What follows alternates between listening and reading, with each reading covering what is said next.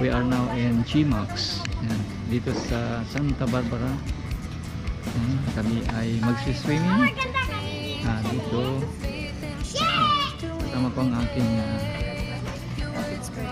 mga kapatid, pamangkin, anak. Yan.